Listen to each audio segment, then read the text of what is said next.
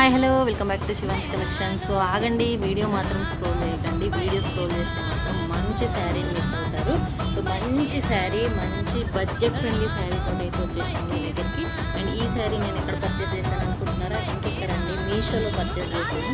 చాలా అంటే చాలా తక్కువ ప్రైస్లో శారీ వచ్చేసింది. శారీ డీటెయిలింగ్ చూసుకున్నాము. మంచి సాఫ్ట్ మ్యాష్మెలో ఫ్యాబ్రిక్ 2 కలర్ కాంబినేషన్లో వచ్చింది మనకు.